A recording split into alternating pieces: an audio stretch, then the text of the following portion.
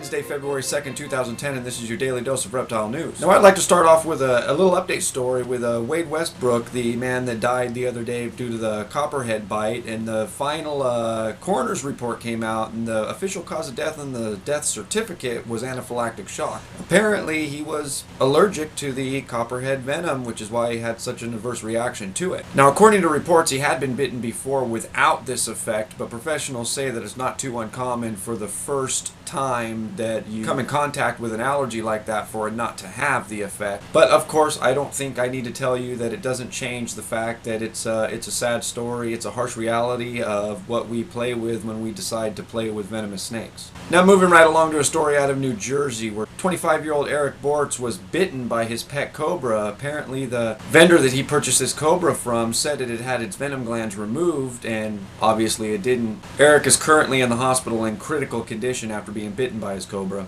Now, a spokesperson for the State Division of Fish and Wildlife went on record as saying that there is no way cobra is legal to keep in the state of New Jersey. And of course, it is also my opinion that Eric, being a man that was educated in animals and worked with animals, probably knew this. Nonetheless, of course, we obviously hope he's okay, and hopefully he'll pull through this and turn into being a driving force on getting people not to keep or mess with venomous animals like that. Or at the very least, not to take risks like that from animals that they believe have been altered and rendered safe. And last but not least, many of you have probably heard about the 14.5-foot long rock python that they found in Florida recently. Well, that python, luckily for you, luckily for me, luckily for everybody, was microchipped, and they traced the microchip right back to the owner. The registered owner of the snake was an aquarium right there in the Florida area. Apparently, the snake was found within a mile of where it got out 2 years ago. Just amazing, 2 years ago. Unfortunately, this is the part of the story where I start to have big problems with this, because the owner claims that he might not be able to afford to get the snake back, because now to get the snake back he's going to have to get the proper permits to keep the snake,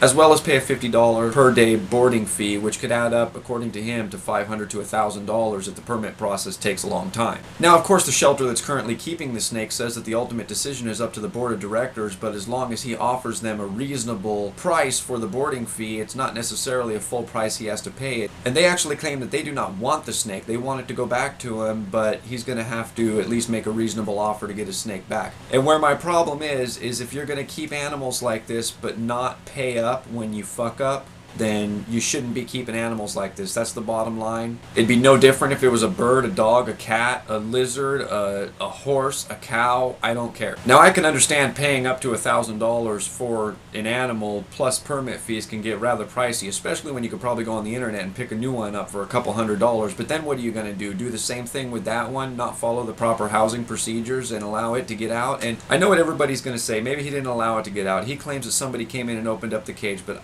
if somebody had access to open up the cage, he allowed it to get out. He was responsible for that animal. That's the bottom line. End of story. End of discussion. And of course, now I will close in saying a whole lot more stuff than you see on this video goes on behind the scenes. So if you'd like to see some of the weird shit that comes out of my mouth, you can follow me on Facebook or Twitter. Those links are down in the description, as well as the links to read the rest of these stories.